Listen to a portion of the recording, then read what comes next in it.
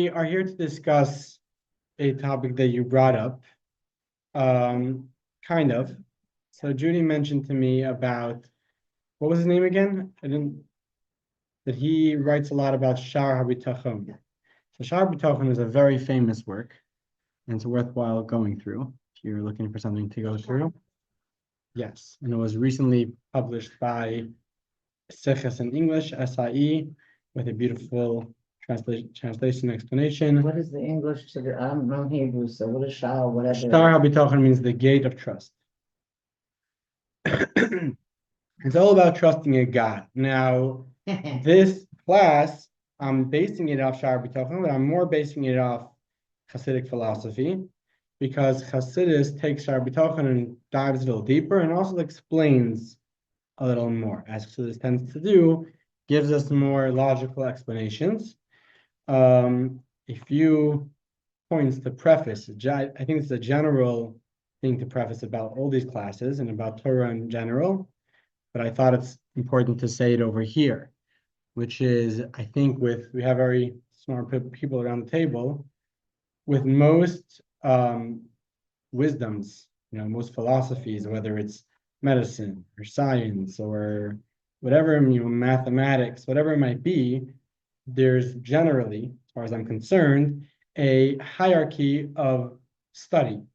So if you want to study it, you go to one book, which is meant for dummies, and then you go to another book that's meant for more advanced, and you go on and on and on, and there's a progressive study. And as much as there's thousands of books, the study is more or less contained within a proper progression. Does that make sense? Yes. So even though you'll have people that are very smart and they're used to reading a lot and accumulating a lot of knowledge and studying new information as a doctor or as a lawyer or as whatever you might be, a chemist. However, they get used to this form of study, which is, it's a very simple progression. And the reason why that exists is simply because that was the progression of the actual wisdom in terms of its discovery. It's a human wisdom, and therefore it started with a base, and then people came on top of that base and added, and then people added to that and added to that. So if you want to follow it, you just follow the progression of the transformation, of the developing of this wisdom. You follow me? Does that make sense? Easy. So therefore, as long as you follow the one that created it, you're not too far from the creator, because you're both human, so you're able to follow the wisdom quite easily. Torah is different. And therefore, even someone that's studied a lot, when they come to Torah, they could be thrown off. It's a different type of study. And unless you went to yeshiva and you got used to that type of study, or you didn't go to yeshiva, but you could always get used to that type of study, it's a different form of study. Very different for a number of reasons. And then one that comes to mind, which I'm bringing up over here, is there isn't a progression. Torah has two extremes. Every line of Torah could be taken simply, on face value. A simple person could appreciate it. Someone that knows no knowledge could appreciate the line of Torah. But at the same time, every line of Torah has tremendous depth that even a scholar that has studied the entire Torah could still appreciate it. Does that make sense? It's a wild idea. I just read last night an article written by a man by the name of Rabbi Herbert Wiener. He was a Reform rabbi, and he wanted to discover Judaism, and he traveled to different mystics, and he wrote a book called 9.5 Mystics, him being the half. But he traveled around to different rabbis and great people, and he spent time in 770 by the Rebbe, and he writes about his encounters. He's very blunt to the Rebbe in private audiences. Very, very blunt. What? Yes, he's very interesting. It's very, very interesting. So he wrote about his experience of coming to see the Rebbe. He says how he never had this experience of asking for a meeting and being told to come middle of the night. Right? Apparently by the Rebbe, the daytime was for learning, nighttime was for talking. So he was, he's a regular guy, and he's told to come at 10 o'clock at night. And then he ended up going in only at like 1 because there was a wait. So while he was waiting, he got to know the people hanging out. And 770 is essentially a yeshiva of boys. So he got to know some of the boys that were there, and he schmoozed with them. So he describes how he walked into the study hall, please help yourself. Coffee, tea, bagels, cream cheese. So he walked into the hall and he sees a bunch of boys sitting there over at Talmud. And he describes, it's so beautiful how he describes it. Only someone that's not used to it could pinpoint it and say what it is. So he says, this does not look like they're reading text that they're unfamiliar with. They look like scientists in a lab. So they're sitting in front of books, but he said they look like scientists in a lab. They're looking at each line and they're dissecting it and they're trying to take it apart and trying to discover the deeper meaning. In any case, so that's what Torah is about, which makes Torah a difficult read. Why? Because you'll never feel satisfied, because you always know that there's more. And the more you learn, the more clarity you had about what you previously knew. And you probably even see this in these classes, how sometimes I'll say something in one class and you'll be like, oh, so that makes much more sense what you said in the other class. Because there's a progression, and sorry, there is a progression, but things are a full picture. It's kind of like, imagine if someone had the mystical secret to medicine. So they didn't come to medicine from a scientific view, the way we come to medicine, where it's trial and error, right? And practically speaking, medicine can never tell you, will never tell you, this is the truth. They'll tell you this is what we know, right? And the second they find something different, then they'll reassess, they'll reload. Maybe it's different, right? Even the assumption that the way my body works is the same way that your body works is not something that's a fact. It's something that we assume, it's something that we accept for the sake of science, of medicine. But no one's going to come and tell you that's the truth, because the creator is not the one speaking here. But imagine if some mystic or the creator came and told you, I'm going to tell you the secret to the world of medicine. This is the potion to all, the medical issues. This is what the wisdom is about. So he's showing you the truth of medicine. No detail that he's going to tell you. He'll tell you this potion, he'll tell you that potion. None of those details will give you the clarity of the truth, but they all are the truth. Every detail that he's going to tell you is part of that truth. But until you get the entire picture, you're not going to have the truth. And even when you get the whole picture, to properly formulate it and see it, as a real point, it takes many, many years of wisdom, maybe lifetimes of wisdom and learning and really delving deep, etc., etc. So the reason why I say that is because even though you're probably not used to this style of learning, it's important when it comes to Torah, and this is the secret of studying Torah, to be willing to accept. Or not, I don't mean that in a bad way. What I mean to say is assume that there's an explanation for it. And I don't have to know it to appreciate what I'm being told. So let me hear the truth of what's being said, and let the explanation be said at a different point. What you're describing is the exact same path I learn about and talk about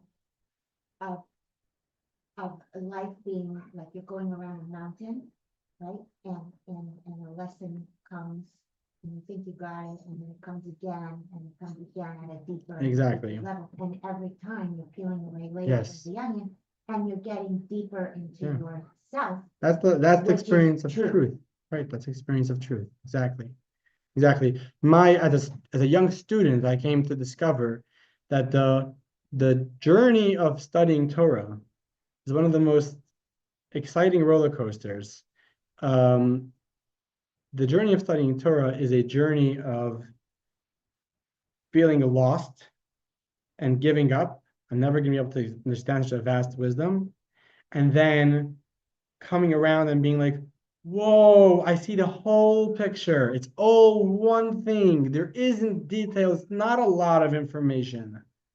And then a few months later, back to complete darkness.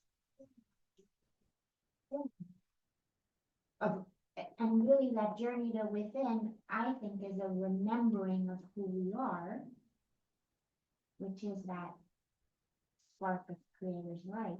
Right. Yeah, sure. It's the same thing. Yeah, 100%. 100%. Okay, so with that said, I want to dive into this topic. And the reason why I said that specifically about this topic is because I love this topic because it's a very relatable topic. The concept of faith, the concept of God being in my life, the concept of how much to work and how much to trust in God is a very relatable, practical topic. Yet, at the same time, the basis of this topic is extremely deep and mystical. Also, the center of every novel he's written. That he Yeah. written. Interesting. And who was that? What's the last Grata, G-R, Grate. G-R-A-T-E-D. Yeah. Great, yeah. So with that said, I'm going to touch upon that mysticism a little bit, but I'm just giving you that heads up that we're not going to be able to get into that completely, but we will get to it as terms of how it affects our conversation, and hopefully that will suffice. So with that said, we're discussing over here the topic of divine providence and human effort versus human effort. And the question is, how do we balance those two things? Or does anyone understand the question? Does anyone relate to that question? Mm-hmm. Right? And it affects every area. So maybe if you want to share where you see that question play out in your life. Well, duh. Well, you're saying here is dividing, repeat what you said, faith and the action of balancing trust and okay. For me, okay, what my experience has been previously, I have to sit here and right now, yes, I am angry because I made all these prayers. They all come true 9 times out of 10, and the one prayer that I had didn't. So I then say, well, I have to trust. Okay, I have to trust what the next steps are. Because if I don't, then you will go into this deep, dark part of yourself and part of life that you don't want to do. So you have to trust. You have to trust that, just like I'm learning other stuff that, which I wanted to ask you, which is about our journey in our soul. And basically it's things have been said to me that you make a deal with God when you come here, that there are certain experiences that you must learn. So that what is it that I'm learning? Sometimes you don't even know until you learn it until it happens. But everything that happens, good or bad, is for you to learn something, which is part of the contract that you made. So that's why I have to have, or this is where I have gone after this experience, because even though I don't practice Judaism, I know I'm a Jew, there are certain things that just come naturally. That's where my heart is going. So Right. you have to trust, no But matter for the what. sake of this conversation, just to have the direction proper, I want to make a differentiation between belief versus trust. Okay, Okay. There's one topic which we have to get to, which is how do you balance belief okay. and free will? How do I say that my past wasn't my fault, it was God's fault? Or do I say that? How do we balance those two? How do we balance those two things? That's one conversation. How do we balance belief, saying everything is from God, God did it, Mhm. or no, free will, it's up to me. I'm responsible for my actions. And that is a conversation which we have to have. Then there's a separate discussion, which is faith or trust. Now, what's the difference between trust and belief? The difference is belief is about the past, trust is about the future.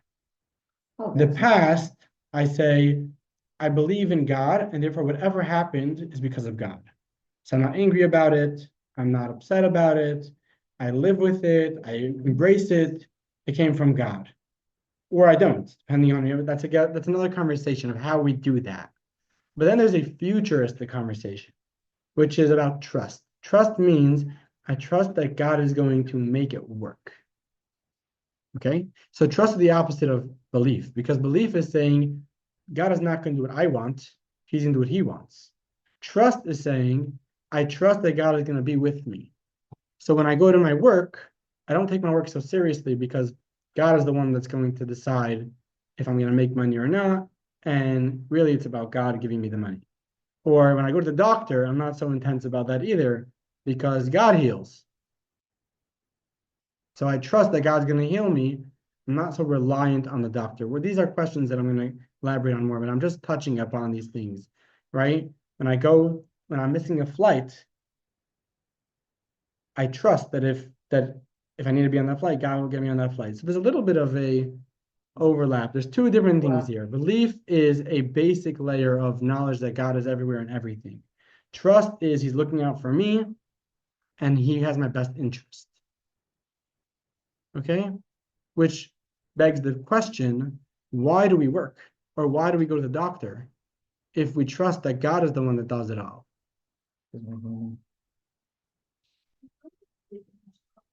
What? So, right, so Judy is very, very knowledgeable and she knows the word. There's also what? I didn't understand. She knows the word, there's a Hebrew word, hishtadlus, Okay. which is a very common word. And hishtadlus means you got to do your effort, you got to do your part.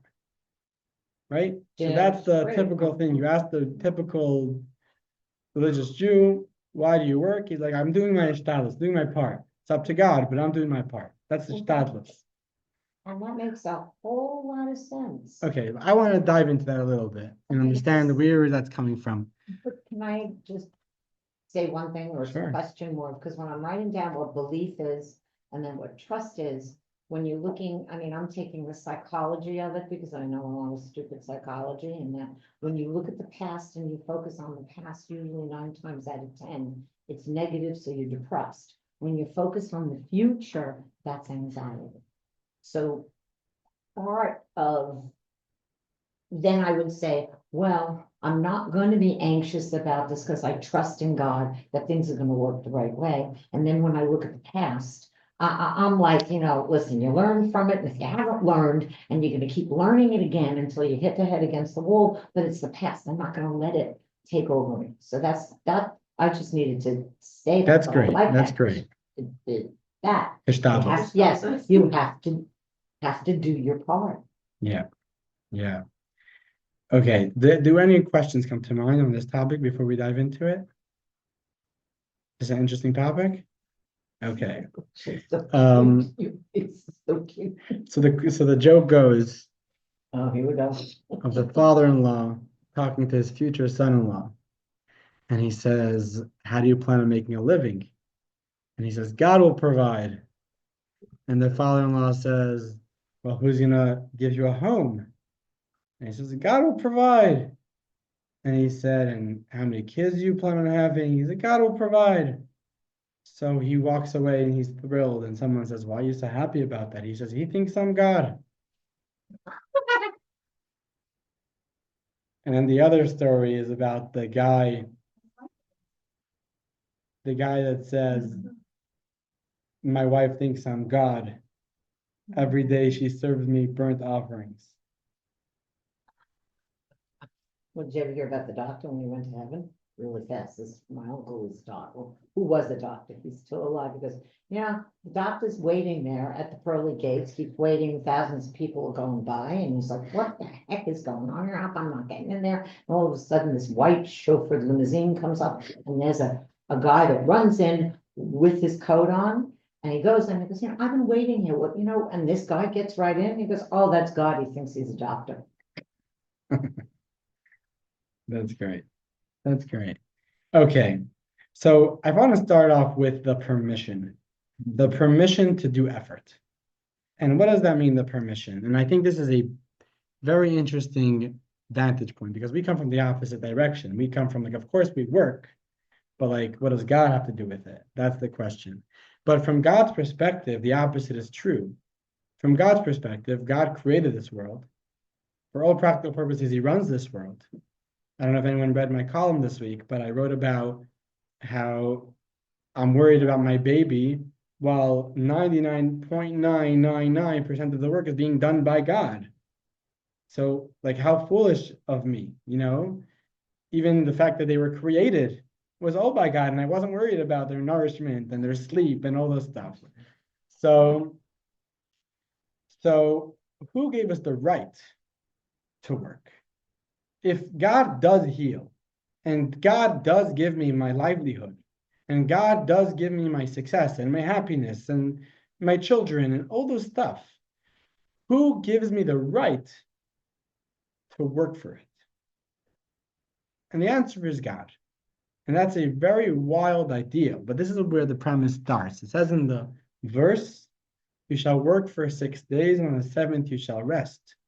It says our rabbis and scholars, you shall work for 6 days is not just saying, well, there's only one day of rest, which is Sabbath, but it's actually giving you permission to work for 6 days. For 6 days you shall work. So the novelty is not just the Sabbath. Don't work on Sabbath. The novelty is saying, and the rest of the 6 days of the week, you're meant to work. You get to. You get to work. And we'll get to the meant to in a second. But you get to work. And it kind of connects to what I wrote about in my email, saying how it makes it yours and it makes it feel like you're part of it and all those stuff. So that's the permission, which is very, very interesting. Without that permission, Hasidic philosophy tells us working is like spitting the king in the face in his own chamber. You're hosted by the king in his palace, and he's giving you 3-course meals, and he's, pampering you, and he's putting you to bed, and you decide that you got to earn it. What are you doing? You're being provided for. Who gave you the right to lift a finger? If God fills this earth, and God is everywhere and everything, doing something, putting an effort where we weren't asked to put an effort, is spitting God in the face. It's saying, I don't believe in you. It's saying, it's up to me. It's I carry the world on my shoulders. And being that God is present here, so you're not just doing that while God is hopefully not eavesdropping, but he's actually right in front of you when you're doing that. So that's why the permission is so important. And as we go on, we'll see soon a little more about that. That's why God says don't work, or areas where God should come before work, it becomes a little bit of a joke in terms of God's perspective. Like you're hustling and you want to get through davening, or you can't have time to study Torah because you have to make money when I'm actually the one giving you the money. So what are you doing?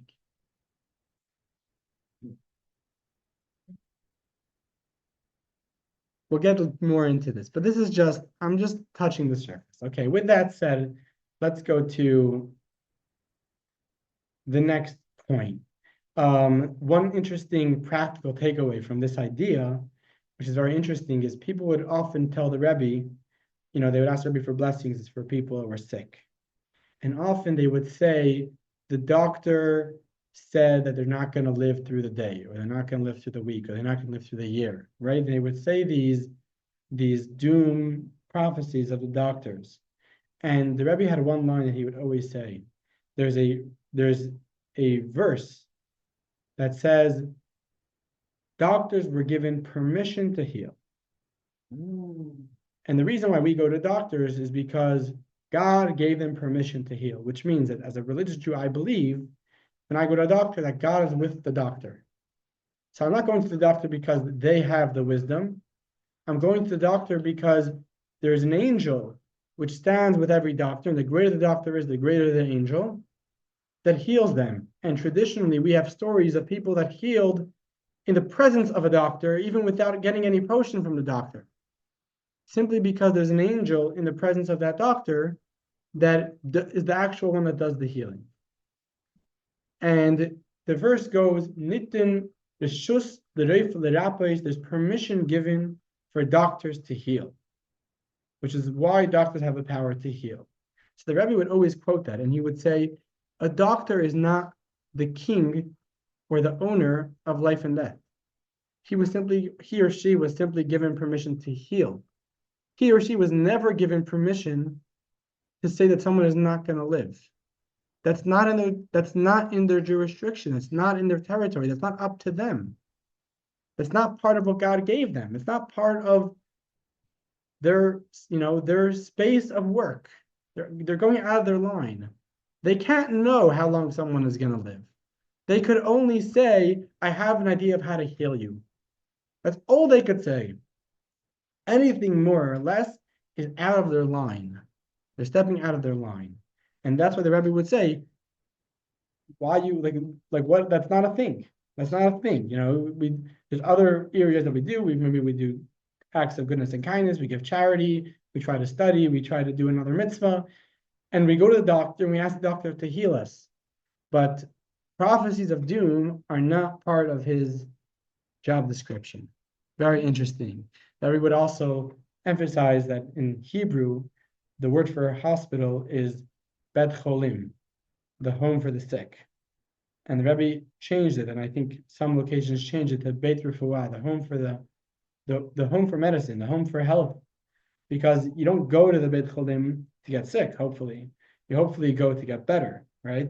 So it's not a home for the sick, it's a home for health. It's a home for healing, right? And that's what the jurisdiction of the doctor is. That's what the doctor is meant for, and that's his or her limitation of what they could do.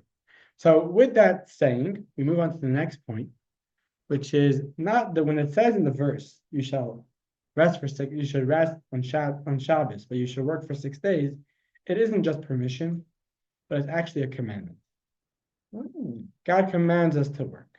Not only does God command us to work, but it says that if someone that is not Jewish keeps the Shabbos, it's a sin for them, because work is part of the makeup of the human being. It's what keeps us healthy. It's what keeps us going. It's what we need to survive. And it's what God wants us to do, which is connected. The reason why He keeps us healthy is because that's what we were created to do. We were created to work. We were created to toil. And they work hand in hand. And therefore, if we don't work, we're actually not following the commandment that we were given, which is work. You should work for 6 days. The Rebbe never took a vacation. He would say, I wasn't created to take a vacation. Sometimes we need a vacation to help us work. So that's part of the work process, taking a break to help us work. That's part of being productive. But productivity, accomplishing, doing, working is part of our makeup. It's part of the human being, and it's what God commanded us to do. And therefore, it's not just permission, but it's actually a must. Now, the question is, why is it a must? And we spoke about one point in the email, but here I want to talk about another point. And the question over here is, why work, right? Any ideas? Why would God tell us to work, or why would He need us to work to give us what we need? Well, a couple of things. First, work in 3,000 years ago was toiling the land so that you could feed yourself. I believe that also that word work is also, it's our purpose. It relates to what is our purpose. So so working, we have this connotation that working is negative, but it really is positive. 1,000%. Yeah, that's very good. Very important. That's what I spoke about in my email, right? Work is our makeup. Like the idea of someone buys a camera and they don't use it the way the manual says to use it, that's pretty dumb, right? The Rabbi would say, if you're retiring, you got to make sure that you're going to be busy. The Rabbi would speak against retiring, because he says retiring is basically ending your life, because God created us to work. He created us to toil. The more we work, the longer we'll live, because it's the user manual that God gave us. In that user manual of our creation, He said, you want to know how to use yourself properly? You want to know how you're going to keep the engine running? Work, toil, work hard. Any other ideas? Any other thoughts about this question? Why work? Okay, that's very good. And we'll get to that in the end of the class. That's very, very good. Right. Which is what purpose, I'll involve, because that's which is what purpose is, because we were given talents and gifts and we're supposed to give them away. So that is the mitzvah that you're doing by giving exactly what you're saying. Right. Okay, that's great. I'm just gonna challenge that for the sake of my conversation. Go for That there's other things to do. Like you want to do someone a favor, do them a favor. You want to be nice to someone, you want to go out for coffee, go out for coffee. Like, I don't, there's now with ChatGPT, they're describing a world where we won't have to work. And I think some people have positive feelings towards that, and some people have very negative feelings towards that. But the question is, if it's all about just making a difference or affecting the world, do I have to But you have the do. stress it. I'll argue. of work? Do I have to say it's up to me to bring in the food into the house to support my family? It's up to me to make sure that I'm healthy and that I go to the doctor and those type of stuff. Or could I just trust in God? I pray for it. If I pray for it, then it's It We did just bring like, it to you know, hospital. here's- Why not? I guess I'll take it to the deeper, but part of the highest suicide rate of people, of boomers in their sixties is because they stopped working. So Right. they then. did No, so you're not saying a have psychological purpose. reason, but so Yeah. that's a very funny excuse to make us work if it's not actually we're not doing anything. Word work, I don't necessarily, I don't think toil and toil, it is doing a mitzvah. It is, Well, let's think about it this way. The Jewish Okay. people traveled for 40 years in the land of nothing, in the desert, right, and they didn't have any food. How do they have food? Manna, right? Bread came down from heaven every single morning. There was nothing in the refrigerator, nothing, zilch. So when they went to sleep that night, they didn't know, they weren't certain, they didn't have any certainty, any, So I whole, gave any them- I don't know these security Yeah. that they're gonna have food for their children the next day. They're the first few terms that happened, they expected it. Maybe we'll talk about them, maybe not. But the fact is that they didn't have, just imagine the feeling of going to sleep, not having any food for your children in the house or for yourself. There's nothing. anxiety. And then the next morning, bread came down from heaven. This happened for 40 years. For 40 years, there was no leftovers. You weren't allowed to save. If someone saved and it went rotten. What? It got wormy. The only day you were allowed to save was from Friday to Sabbath, because you're not allowed to work. They weren't allowed to go collect the bread on Sabbath. They got a double portion. So they got double portion on Friday for Friday and Sabbath. So that's the day that you saved. But other than that, you didn't save, right? So essentially, what I'm saying is that we all live that way. In other words, we don't live with that trust necessarily, but practically speaking, the fact that you have bread on your table, and the fact that I have bread on my table is because God is sending that bread to me from heaven. There was a rabbi that used to, and we'll get to this later, but there was a rabbi that used to pray for food before every meal. He wouldn't thank God for the food. He would pray for the food. He had a plate of chicken in front of him and he would say, God, please send me chicken. And then he would look down and be like, thank you so much. Right? And we laugh. But he was in touch with that reality that the chicken is not here on its own, and I didn't do anything to get it, even if I think I did. But God's the one in control. How many times do we do something and it falls flat? God is the one that gives us what we have. And just like the Jews in the desert got everything from God, literally everything. They couldn't fool themselves. They didn't work. That's why they didn't want to go into Israel, because they didn't want to have the temptation of working and not having that clarity that's coming from God.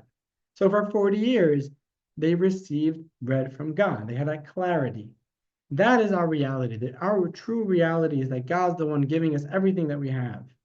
And that's why the question begs, why isn't he just doing anything about it? Okay, let's move a little bit forward. But this is the question. Just let it entertain. This, I can talk about this forever, but let your mind entertain this question a little bit. So this takes into a very, very interesting topic. We'll shed a little bit of light on Hishtadlus. I have an issue with the word Hishtadlus because I think most people that say it don't understand what they're saying, or maybe have the wrong idea of what Hishtadlus is really all about. So it says the ladder of sustenance. Okay? The ladder of sustenance. This is a very interesting thing. What does God give us? When God gives us food, what is He actually giving us? What He gives us is godliness. So when I ask for children, or ask for food, or ask for health, or whatever I ask for from God, what am I expecting God to give me? Well, He's God. So what is He going to give me? He'll give me godliness. All goodness comes from godliness. Everything comes from godliness. So when God gives me a blessing, essentially, what is He giving me? He's giving me Himself. Or to say it very simply, the blessing from God is not a physical thing, it's a spiritual thing. There's a discussion about why do we pray every day if everything is predestined from the high holidays? Right? We're told that on the high holidays, God decrees what's going to happen the whole year. And then every day we pray for health, for wealth, for why are we praying? It was already predetermined. So the answer is very interesting. The answer is on the high holidays, God determines how much blessing we will get. But that blessing didn't take a physical form yet. It's spiritual. It could take the form of wealth or health or children, or perhaps spiritual elevation or spiritual happiness. What happened to noise?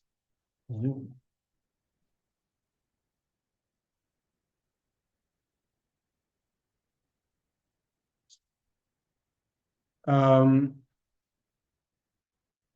not sure what happened. So it didn't take a specific form yet. And when we pray on a daily basis, what we're praying is not for new blessing. What we're praying is the blessing that I already have in my account, turn it into this form or to that form. Give me wealth, give me health, give me children.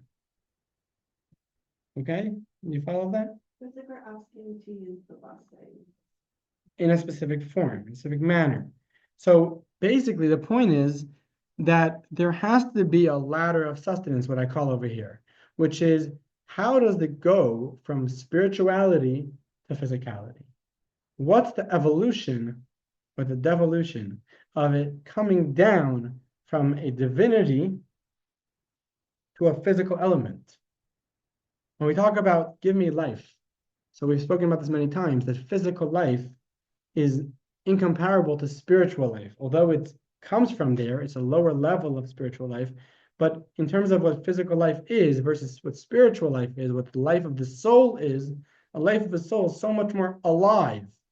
Our definition of life in terms of physical, in a physical being is so limited, so controlled, it's so downplayed. And therefore, to say, give me life, and you want that to turn to physical life, there has to be a ladder of descent of how it turns into physical life. Now, to make this a little more real, I'm going to say that's why we have to eat. Okay? Now, give me a second. This question, why do we have to work if God gives us blessing, essentially is not about only work. It's about everything. It's about any involvement with the material world. Eating. We all know that to live, you have to eat. To be hydrated, you have to drink water. Is the water giving me life? Is the food giving me life? Or is God giving me life? The answer is God is giving me life. The food contains a godly energy. The food contains a godly spirit, which is why I could possibly live off it. And then the question is begged, so why does it have to come through physical food? So that could be a whole nother class. But just to make one point about that, why it has to come through physical food is simply because spiritual life, to transform into physical life, it has to come through a physical entity. It has to take on a physical form. So the spiritual energy has to go through many layers, starting from wind and rain and sun, which are so much more spiritual than a piece of bread, and develop. And really, there's many more levels of angels that carry that energy to lower, till it comes into rain, till it could come into a grain, till it comes into a coarse piece of bread, which could translate into my coarse physical life. So I need that conduit. I need that vessel to be able to access the blessing. So the blessing, the life, is godly, but the access, the ticket, is my physical bread. And on the same note, my physical effort. Just like we need physical bread, we need effort, because the effort mirrors that development of receiving the blessing. And this is a very powerful idea. The Rabbi would always say the example of the check. Someone has the check for $100,000, and they go to the bank to cash their money, but there's no money in the bank. But what's the check worth? Zilch, right? So understanding the value of the check is understanding the value of our work. If we don't have the God's blessing, then the check is worthless. If there's no money in the bank, then the check is not worth anything. When we take a medication, who is really healing us? God. What's the real power of healing? God. It's coming through a medium. It's coming through a vessel, which is the medication. But if the godly energy is not in there, it's not going to heal us. If we don't have God's blessing, if God didn't decree on Rosh Hashanah that you're going to be healthy, then the medication is not going to do anything, because it's a blank check. It's an empty check. It's a check with nothing in the bank. So that's why Hasidic masters would always say, doing something instead of God, as in, hustling to work when you're supposed to be praying, or hustling because you want to make extra money, is often a very stupid idea, because there's no money in the bank. So you're hustling, you're going to make the same money, because God only needs so much of a vessel to give you the blessing that he wants to give you. You have to have a vessel. You got to work. You don't got the vessel, you won't be able to receive it. But if the blessing is not there, you're not going to receive anything. So if God determined that you should make $100,000 this year, that's what you're going to make, no matter if you work more or less, as long as you work enough that it makes sense to make $100,000. And that's another long discussion, but I'm just giving you the tidbit of it, which is working is a vessel. Working is a vessel to receive blessing. It's a necessary vessel. We take it very seriously. If you don't work, you can't blame anyone for not having what you need, because you need the vessel. But at the same time, it's not the vessel that's important. What has value? What do I run after? What has value? If I'm desperate for money, who do I turn to? Do I turn to my work? Do I get desperate over my work, or do I get desperate over God? I want to work more. I want to sit down with a consultant and figure out what I got to do. But where is the stress? Is the stress in my work, or is the stress in God? I need the blessing. I need the money in the bank. And that's the value of work. So that's the first basic level of, calling it basic, but it's not so basic. But this is the basic level of understanding trust in God. It's the story of Isaiah, prophet Isaiah, of the woman, the Isha Shunamit, that came to him and said that I have no money and I have a sick child. I'm a widower, right? Or she was a widower, I don't remember. What do I do? And he said, what do you have in your house? And she said, all I have is a small flask of olive oil. All she had. She was poor, she couldn't feed her children. So he said, go and collect as many vessels as you can from your neighbors. And then you'll pour the oil into the vessels. And that's what she did. She went around to all her neighbors and she collected as many pots and pans and jugs and whatever she could possibly get her hands on, empty vessels. And she poured the oil, and the oil never stopped. And she became wealthy off all this oil in these borrowed vessels, right? And this is a true story, and it's an analogy, but it's not really just an analogy. It's a true story of how God's blessing works. If she were to say, look at me, look how rich I am, look at what I accomplished, how stupid. And on the other hand, if she were to say, I'm so lazy, I don't got anything, or start stressing over it. It's not up to you. It's up to God. God is the one that's giving you your blessing. God's the one giving you your blessing. This oil is clearly from God. Yet at the same time, she needed to make the vessel. She didn't get endless amounts of oil. She only got the amount of oil that she was able to fill up in the vessel that she collected. She needed the vessels to hold the oil. If not for those vessels, she wouldn't have the oil. That's why I love this story, because it really demonstrates this concept of our work is super important, but it's only important to hold God's blessing. Our success is God's blessing. It's a very deep idea, and to properly appreciate it, you have to think about it and discuss it and internalize it. But I want to move along a little bit. Just to do a quick exercise, I want to hear any practical takeaways from this concept that you could think of, a practical example or a story that you experienced that you would approach differently based on this concept. I'm still trying to process it, Right. also from what I learned from Estee's class in talking to God. And basically what she was saying, so let's hear, is that, remember the old saying, there's a saying that man plans, God laughs. And basically what she said is that you have to talk to God. It's all about talking to him, but to cut it short in what the concept was, he will hear you, and he already has a plan for you, just like these blessings. So what is this blessing that you're talking about in terms of success? In terms of, how do you know what your success is? Or someone else could be doing the same exact thing that you're doing, and for some reason, they have what we want to define as more success. But basically, there's a plan for you, or your blessings. That's what I'm relating it to. And that you have to talk to God, and God will hear you. And if you don't talk enough, he may not give you those blessings. So I'm trying to take what I learned in that class and take what you're saying.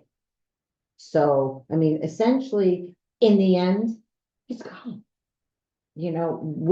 But we still have to work. And I don't like the term work, because work sounds so negative. But we still have to do something. So I'll tell you a practical takeaway that I experienced, where this made a difference in my life in a very practical way. When COVID started, so I was in Melbourne, Australia. I'm sure you were all in different places and had different experiences or similar experiences. And everyone freaked out, right? So there were 2 cases in Victoria, state of Victoria, and everyone went into lockdown, and people thought that people were going to start dying, and it's going to be terrible. And you were thinking of COVID as this big green monster. And we were 12 guys from America in Melbourne, and we weren't sure if we should stay, if we should leave, we should go home. And everyone, including myself, including the younger guys, I was 21, we're maybe 22, we're panicking, right? There's a certain level of panic, a certain level of fear for your life, fear for the unknown. There was a level of I'm not in control. Yeah, that's when we have fear. Right? And perhaps for an adult, you were a little, even if that was a novel experience, but you were a little more used to it because you've experienced adulthood, you've experienced the need to be responsible. Here, I never experienced that. I never really experienced that feeling because I'm a 21, 22-year-old guy. I'm still in the schooling system, being supported by my parents. So as far as I was concerned, even my anxieties, my worries and whatever, they only went so far. And here, I'm worried for my life. And I'm worried I feel like I'm in control. I feel like I got to make big decisions. And it was very scary. It was very, very scary. And God helped me that I was at that time studying this topic in depth. And because of that, I questioned a lot of my studies because and I'm not going to go into the details because it's a much, much deeper and longer conversation, but I started asking myself, how my reality fits with what I'm studying, and how is it supposed to fit with what I'm studying? Questions like everyone is saying social distance, is that denying God's presence? Is that denying the fact that God is the one in control? The thoughts that I was having in my mind, and you don't have to think about it too deeply because it's a very deep conversation, but there's just to bring out the concept. The thoughts that I was having in my mind was COVID doesn't actually exist. God exists. Nothing exists other than God. And God makes you healthy, and God makes you sick. So if someone gets sick, it's because God decided that they should get sick. If someone ends up passing, it's because God decided that they should pass. There's this monster called COVID, and he's just running free and doing random things and making random people sick and killing random people. There's none of that. There's just God. So do I have to wash my hands? Do I have to social distance? Do I have to do all these things? And you're probably freaking out from me just saying this stuff. No, I'm not.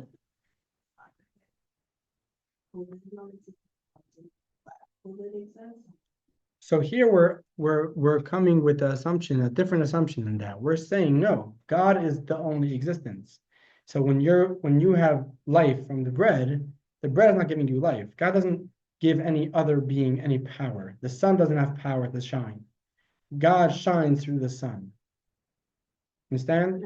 That's called idol worship. Idol worship doesn't just mean that there's no God. I could believe in God, but say God gave power to other beings. God gave power to the sun, power to the moon, power to water, power to bread, right? I'm giving power to money. I'm giving power to other beings, power to my boss, power to my job. I'm giving power to other beings outside of God, which is an issue. It's called idol worship. And this became a developing stage for me to properly understand what does it mean that there's a vessel and there's a blessing. There's the light, and then there's the vessel that holds that light. And the vessel, or like you said, the hishtadlus, the part that I'm going to take is to wash my hands and to social distance and to do all the regulations that are the vessels for God's blessing. But if God wants me to get sick, I will get sick no matter what I do. And if God doesn't want me to get sick, then I won't get sick, not because I did all those things, but because I made the proper vessel for God's blessing. And that takes down the stress. It relieved me of the stress. It wasn't just a one-day thing. It was something that for weeks, I contemplated and I worked on myself to get there. And it was the most amazing experience because I'm a very intellectual person. I did a lot of studying in my life, but I never took the study to heart as much as I did in this experience, and it became so much more real. And also, I came to a much deeper understanding of what I was learning because it was the truth of what I was learning, like you said, the actual experience of it. To really understand that this is a vessel for God's blessing and to give it that credence. Which means take it very seriously, because if not for it, you can't access the blessing. Unless God decides to make a miracle, which he could. But that's not up to me to decide. I can't rely on a miracle. I got to give it the credence of the vessel to access the blessing, but not more than that. I don't stress over it because it's just a vessel. If I stress over it, then there's no money in the bank. It's a check with no money in the bank. So it's an incredible relieving experience. It's incredible, just like freedom. It's not up to me. It's up to me to the point of making a vessel, but it's not actually up to me, which is an incredible relieving experience. Obviously, also the difficult one is something you have to keep up and work on. So I came across this. I was doing some research, trying to find like a good video or a good story for this class. And I don't know if you remember, there was a guy, I played him a few times on the screen, Yoel Gold. He's a great storyteller, and he said a bunch of very inspirational stories about the parents this guy that ended up burying an unknown man, and that was the one that paid for his tuition and stuff like that. A very, very talented guy. And he makes all these videos of all these tremendous stories. And I was looking at his videos to see if I could find something for him. So I ended up finding a video from him, but it's just a raw video of him saying a story in a girls' school. So I wasn't going to play the video, but I want to see the story because it's a great story for this conversation. So it's a personal story about himself. He was making all these different videos and stories, very inspirational videos. And people were telling him that he has to turn his videos into a curriculum. And because they're so great and people are so inspired. So he decides he's going to do this. And he's living in LA and he's working on what he's going to do and how it's going to work, but he needs a funder. Okay. And he's not a fundraiser.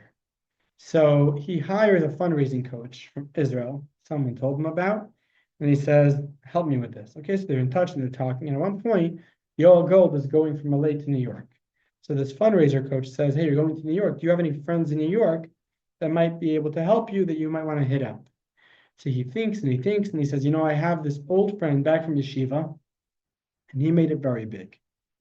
So he said, okay, hit him up. So he said, I didn't talk to him in 20 years. So he said, send him a text saying, hi, it's Yoel Gold, and I'm coming to New York. I have this endeavor that I'm starting, and I would love to share details with you. So you're giving him heads up and blah, blah, blah. And he sends him this text, and sure enough, the guy says, sure, where do you want to meet? And he calls his brother that lives in New York. He says, where's a nice restaurant that I could take this guy out to? And he says, Pescado. So he tells him, we'll meet in Pescado. Okay, great, on Tuesday afternoon, whatever. So the day comes, and this friend gives him a text and says, well, there's two Pescados. There's Pescado on Avenue P and there's Pescado on Avenue M. So which Pescado should I go to? And he has no idea. His brother didn't tell him which Pescado. So he's like, Pescado P or M. So he just says, M sounds good. Let's do M. So they meet up in M, and he orders 2 glasses of wine. He's facing the door. The guy comes in, sits down across from him, facing the other way. And they start chatting about life, and they're catching up and their childhood memories and what they're up to. And he's way too nervous to get to the conversation that he wants to get to. Now, he has a paper in his pocket. The paper in his pocket is a word-for-word script of what his pitch is going to be, what he wants to say, written by this guy in Israel. And it's going to be the pitch that's hopefully going to get him the $100,000 that he wants to ask for. But he's way too nervous to actually get into this script. So he's beating around the bush and beating around the bush, and the clock is ticking, and it's time to go. So he's nervous. So he excuses himself to the bathroom. He goes to the bathroom, he takes out a script, and he looks at it one last time.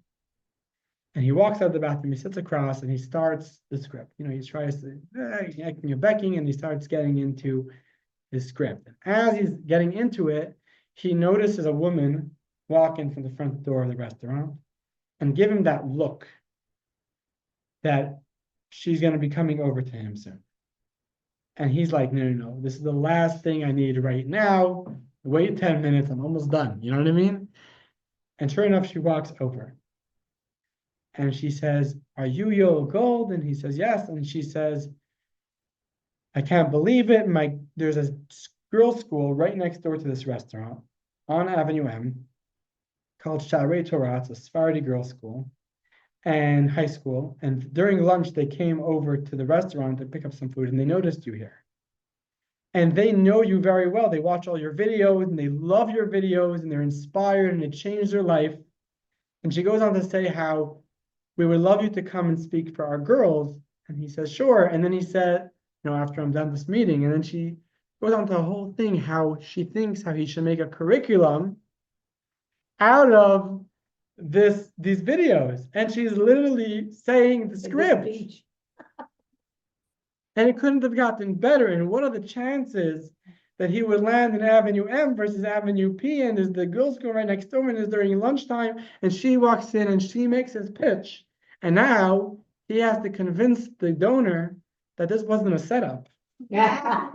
Because it was way too perfect. It was way too perfect.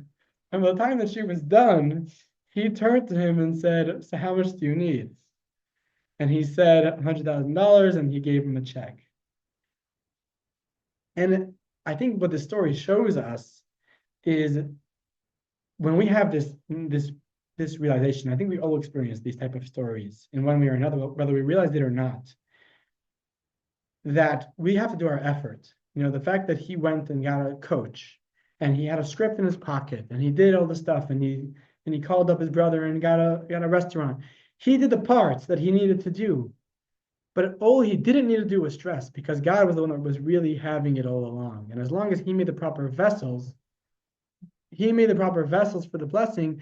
Okay. In truth, he saw that the blessing came from a whole different angle. Okay. And God was the one that had his back. You know, God said, you did your part, I got you. Why are you stressing about it? Why are you stressing about it? And that is my takeaway from that perspective. And with that, I want to go to what's called, Strong intention, right attachment. that's great. That is very good. That's Yeah. So there's this great story about the Mittler Rebbe, the second Chabad Rebbe, that he had a student that, I think it was the Mittler Rebbe, that was a businessman, and his business was galoshin. You know what galoshin is? That's the love. What? Green boots? Is that what it's called? Or galosses? Is there an English word like that? Galoshes. Yeah. Galoshes. Galoshes, rain boots. Rain Yeah. boots, right? Yeah. So his business was galoshes. And Oh, galosh. Galoshes, Okay, I'm yes. listening with Yeah. of some accent. no, Yiddish was a galoshin. That's what Right. Yiddish Is is. that- English is galoshes. So that was his business. And his Rebbe told him, you know, jokingly, he borrowed the term. He said, I've seen a foot in galoshin, but I've never seen a head in galoshin. Right? He's like, you're so invested in your business. You're so overwhelmed by your business. He's like, I've seen a foot in galoshin. I've never seen a head in galoshin. But that's exactly the point. It's exactly the point where And you just made me where see the story. obsessiveness, right? The concept of obsessiveness is overdoing it. And the third Chabad Rebbe actually says, work is like a garment. We need garments, but garments are only that important. And when we overdo a garment, we trip. If our garment is too long, we trip. So he says, working is important, but obsessiveness is what makes us trip. It actually ruins the vessel. It actually ruins the vessel, because a perfect vessel is a fitted vessel, something that's fitted to you, to your time, to your destiny, to your purpose, which we'll get to a little bit more soon. I want to hit the gas because I have a little bit more to say, and we have 15 minutes. Okay, so here I go to a higher perspective. The story is as follows. The story is that we heard of Joseph. Mhm. Joseph was called Joseph the Tzaddik. Very unique name, because there were a lot of tzaddikim, but they weren't called Joseph the Tzaddik. He was called Joseph the Tzaddik. Let's say he was known as. That's how he's known. That's what he's called. And Joseph is in prison. Right? We know the story. Joseph is in prison, and there's the two ministers, and he interprets their dreams for them. And then the minister of wine, who he says, the bartender, who Joseph tells him that because of his dream, he's going to be freed and he'll be reappointed to his position. Joseph says, when you leave, please don't forget about me. Mention me to the king. I want to get out of here. And the bartender forgets about him until many years later, when Pharaoh has his dreams, and he remembers about him again, and he says, there's this kid in prison, and he interpreted my dream, maybe you can interpret your dream. And the Torah tells us, why did he forget about him? As a punishment. The punishment was, why are you putting your trust in the bartender? Put your trust in God. Okay, this is what it says. Why are you putting your trust in the bartender? Put your trust in God. Yeah. And this is a very disturbing statement. The reason why it's very disturbing is because we've been saying the entire time that you need to make a vessel. Right? We've been saying the entire time that you have to make a proper vessel for the blessing. And wouldn't that vessel be to ask the bartender to remember him to Pharaoh? Why is that against Why is that against faith? Why can't we say he believes in God, he didn't believe in the bartender, he believes God's going to help him, but he's trying to make a vessel for it. He's trying to help himself. And in actuality, that was the right vessel, because in actuality, the blessing did come through the bartender.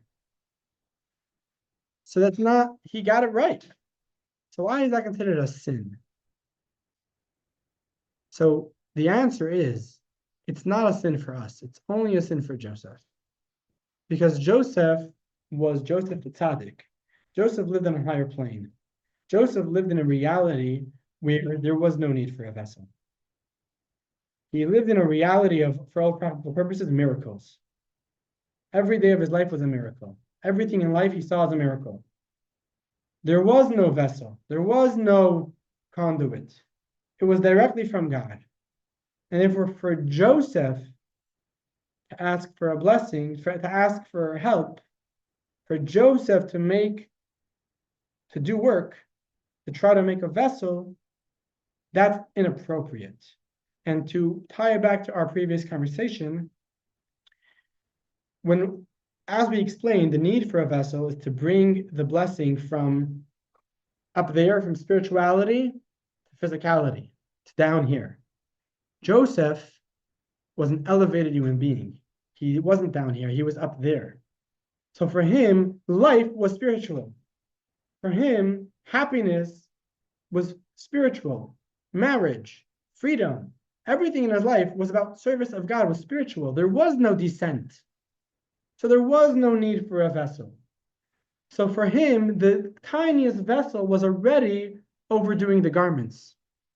Too much vessel, because you don't have to bring it solo. And the truth is that in history, every single one of us and different people in history had to make different vessels, because according to how mundane or how worldly we are, that's how much vessel we need. How do we know? It's a good question. But the point is, Joseph was on a level where he didn't need a vessel. The story goes that the Baal Shem Tov, part of the Baal Shem Tov, was the Hasidic mystic, started the whole Hasidic movement. He was a very spiritual person, and he lived on a different plane. He used to travel in flying wagons. His miracles were right, left, and center, and he was someone that never left money in his home overnight. What? I think I know this story. Okay. He trusted God. He said, if God's gonna give me money tomorrow, he'll give me money tomorrow. If there was any money, he gave it away. Charity, to whatever. He never left any money in his house overnight. He trusted God every single day by day, which is not something we're supposed to do, but that was his way of service. And there was one day that he needed food. And he was traveling with his students. So he went to someone's house and he gave a knock on the door. And he, assuming to ask for food, presumably. But he walked away. And the student said, "What are you doing?" He knocked on the door and you're walking away. You didn't even ask for food. And he said, "Well, I did my part. If God wants to give me blessing, he'll give me blessing." And then a few minutes later, the guy came running out with some food to give it to him. So that's a true story about the Baal Shem Tov, but I'm not going to do that. You're not going to do that. No one's going to do that because we're not on that plane. For the Baal Shem Tov to do more would be a sin. To do less would be a sin. That was the vessel that he had to make. And for Joseph to do anything was considered a sin. Yeah. I'm sure Joseph probably thought to God, I don't want to be here, let me out, but God didn't let him out. So are we just going on the idea that Joseph needed to be in prison, that's where God needed him to be to do his mitzvah? Or I don't know, why didn't God just let him out? Why did we have this? So obviously he had to be there, right? Obviously he had to be He there. didn't want to be there, obviously, because us being the minister of wine, to remember him to Sarah. Right. Obviously, you have to be there. That's a separate discussion. Maybe we'll have that for another time. But no, not at all. Just doesn't have enough time, and I want to move. So this perspective is obviously a higher perspective, and generally, I would say it's not for us. Now, how could it be that one person has one perspective, and the other person has another perspective? How could it be two truths? So the example given. This is where the mystical part comes in. I'm just going to talk about this for 2 minutes. Hopefully it'll be enough. The example given is you have a father with a baby boy. And the father could be Einstein, and he's a scientist, and he's, in a world of depth. and ideas. And here he is doing boo boo boo with his little baby. And question is, who is the dad? Is the dad the boo boo boo?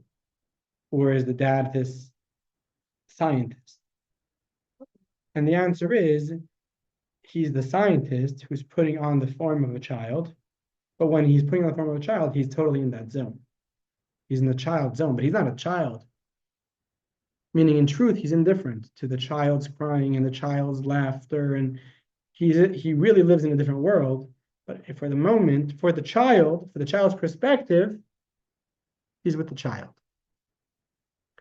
And that's an example for God, where God is indifferent to our reality, and he lives in a world of miracles. He's not limited to nature as we know it. Yet, he puts on the childish face. He puts on the face of nature. And he decides to go with the limitations of nature. And how are they both true? It's for another discussion. It's a very deep discussion, but they are both true. They're both true. They're both true that God, on the one hand, limits himself to nature, and at the same time, and conforms, the word I like to use, adapts to nature, and therefore we have to access him through nature, as I've been talking about. We have to access him through the vessels that we make, through the piece of bread, etc. But then there's also another truth, which we experience when we see a miracle, which is that God is indifferent to nature, and he's on top of it, and he's above it, and he's not limited to it. And in truth, we don't need it. And they're both true. Joseph lived on that higher plane. We live on that lower plane, but we could choose to live in the higher plane to some extent, which means if we know it and we remind ourselves about it from time to time, we say, our vessel is important because it's a vessel. My work is important because it's a vessel, but deeper, it's not anything. It's just God. We could tap into that deeper reality. We could tap into that deeper layer of God when we choose to, which is why I bring it up. Going back to the story of Isaiah, if the woman that was collecting the vessels thought into what was going on, she could choose to take her vessel collection very seriously because, well, as much as the blessing is coming from God, but I need vessels to collect the blessing. Or she could say, how dumb of me. If God is giving me the oil, he could give me vessels too. Is it really up to me? Is it really my vessels? Do I really need vessels? Or God could just give me oil without a vessel?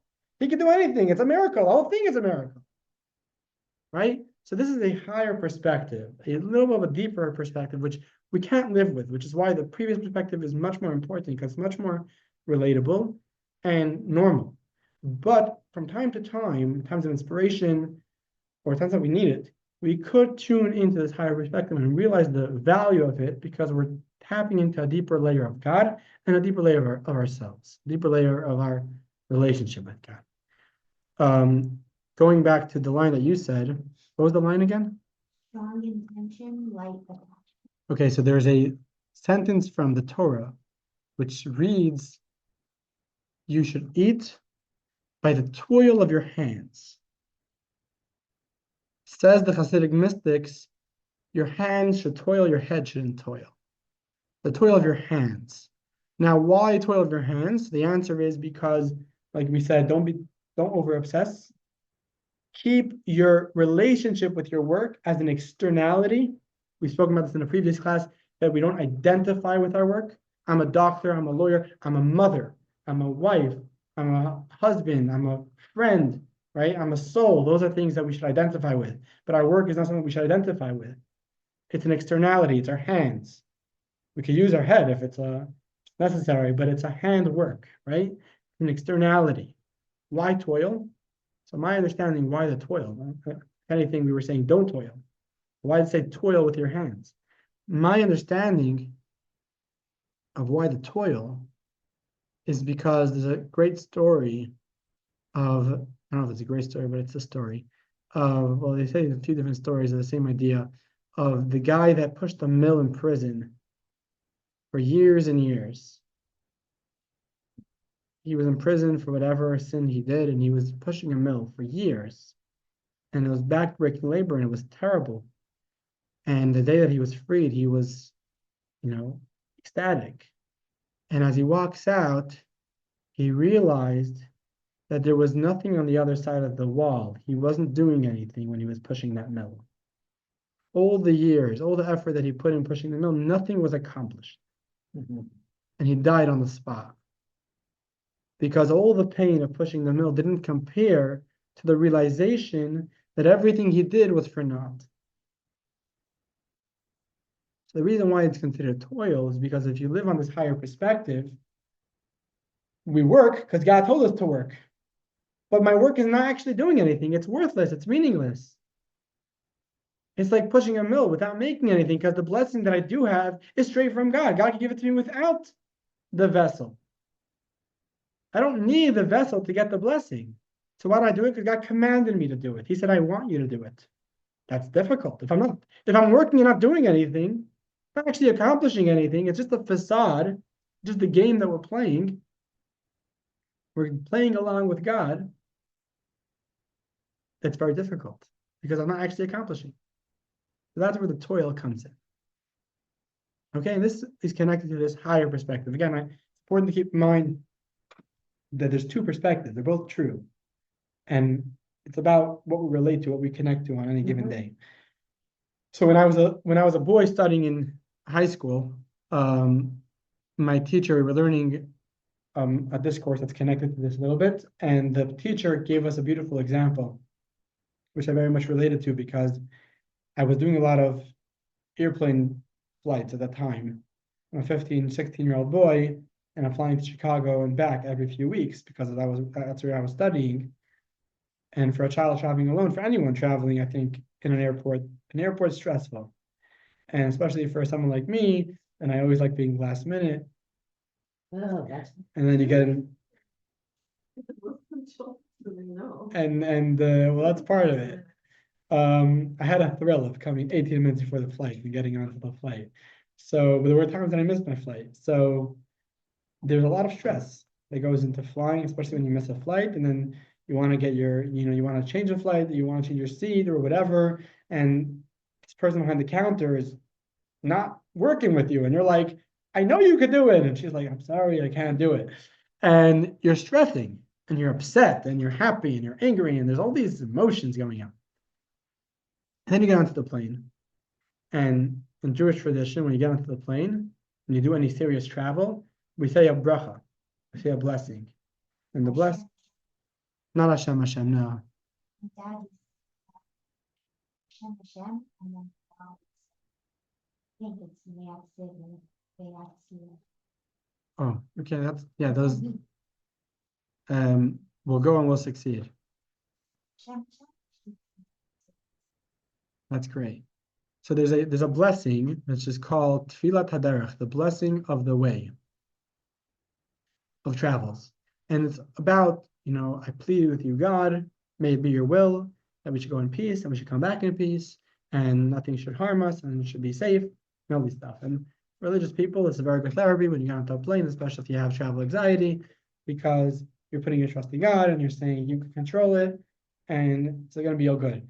Shani always likes to say that she likes when there's more religious people on the plane because she knows that there's going to be more of these blessings happening. So there's a bigger chance that we'll get there. So after all this stress, you get onto the plane and you say this blessing. And there's various different perspectives of intention, like anything we do with intention in this blessing. So one basic is the guy that doesn't actually think what he's saying, doesn't believe what he's saying, he just does it because he's religious, whatever that means. Was just like doing it so because you feel like it's minutes or doing it so intention. right. Okay, that's great. You could text it to me. I would appreciate it. That's a hook. Okay. do it for a specific. Yeah. There's a hook, right? That's true. So you have the guy that does it just because route, right? Out of route. They don't actually think what they're saying. Then you got the guy that thinks what he's saying, and he's saying it because it's actually giving him comfort. But what he's saying is what he's saying. Okay, there's a pilot, there's a plane, there's science, there's history, there's data. We're good. But God can mess it up. So God, don't mess it up. right? Yeah. And then another perspective, maybe the same perspective, maybe a different perspective is, and if something does go wrong, make a miracle. Save us. Yeah. Right? So don't get in the way of nature unless you need to save me. So I believe in God, and I believe that God is even more powerful than nature. And he could change nature and control nature. But as far as I'm concerned, nature is pretty okay without him.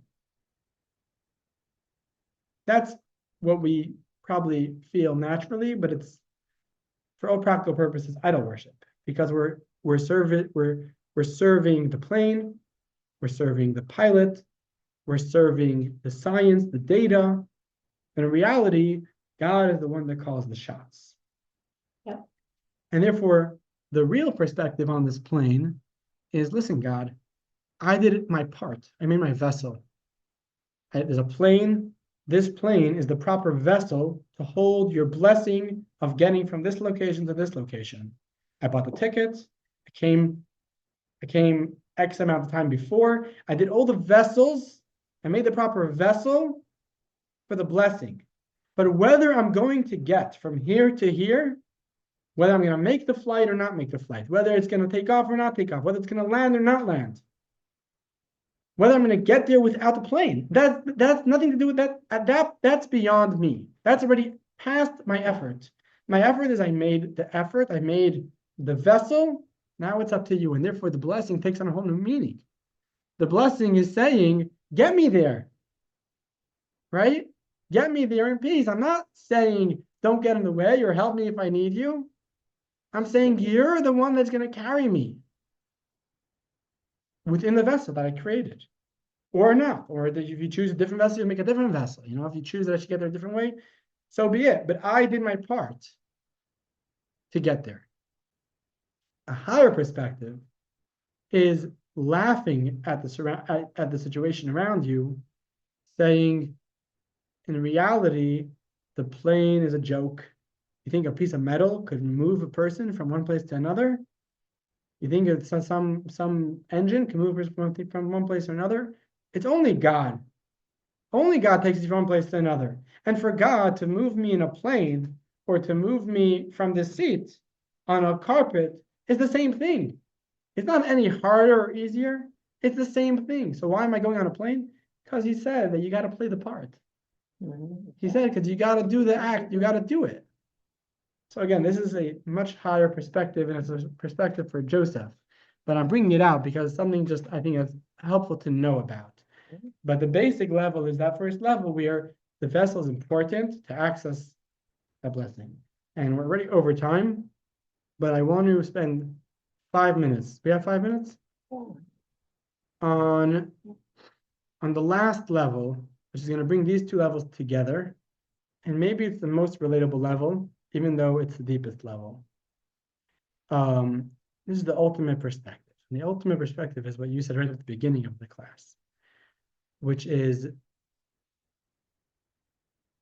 there is the woman in the story of Isaiah that says, I need vessels to get the blessing.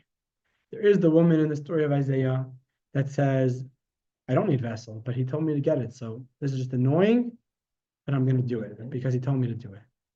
And then there's the woman in the story of Isaiah who is so excited to get those vessels, not because with that she's going to get oil, because with that she's connecting to God, because God commanded her to get those vessels. The value in my work is exponentially greater than the fact that it's going to give me blessing. The value of my work is because this is what God created me to do. Because somehow this is how I'm going to bring God to the world. When I work with belief in God, believing that God is the one that's giving me everything I have, I'm accomplishing the greatest thing a human being could possibly accomplish, because I'm accomplishing a divine accomplishment, which is I'm investing every single part of my energy, and I'm infesting everything that I touch with God's presence. With the reality, with the clarity that it's really God. That's my work. That's my work. And that's why it's a vessel for blessing. You know why Going on an airplane is a vessel for blessing, not because the airplane has certain characteristics that carry me from one place to another.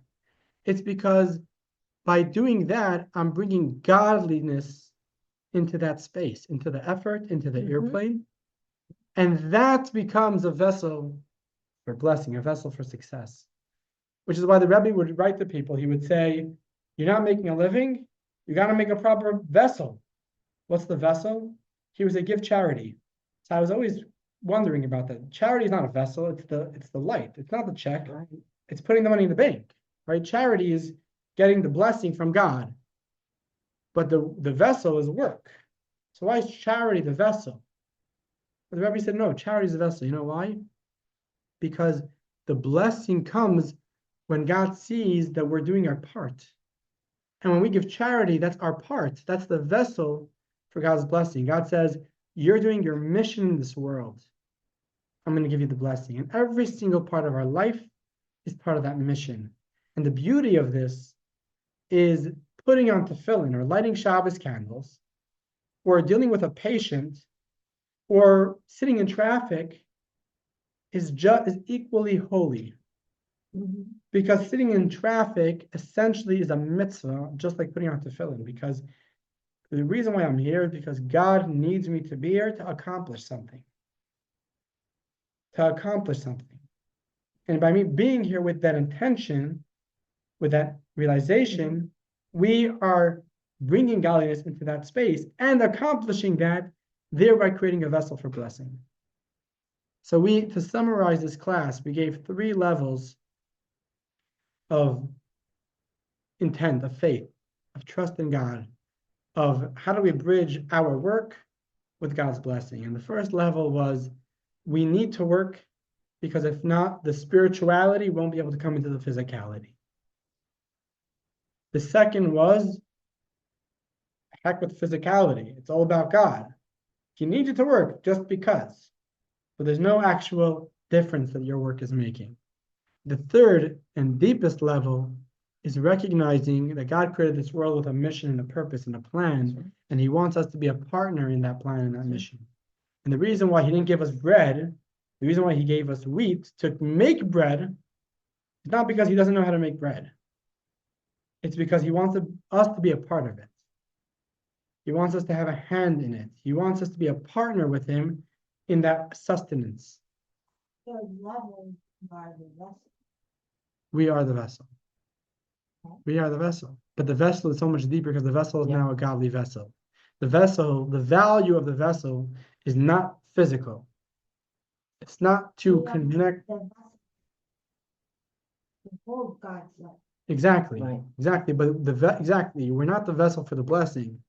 We're the vessel for God. It's a completely different thing.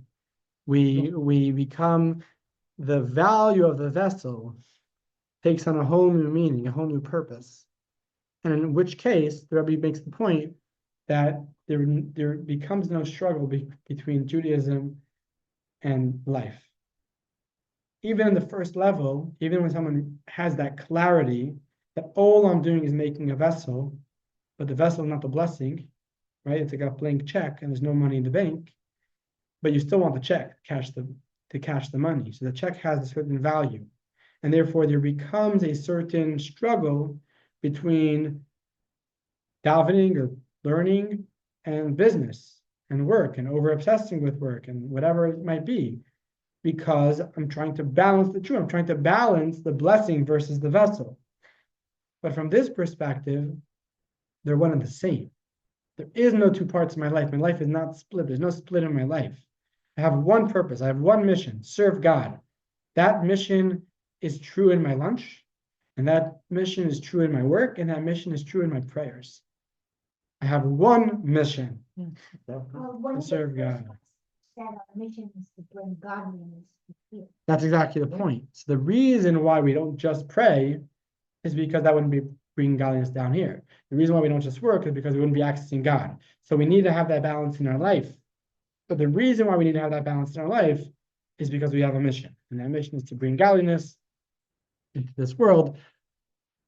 which again, we're going over time, but like I'll just mention one word about this, that essentially that's the reason why we don't naturally have this perspective.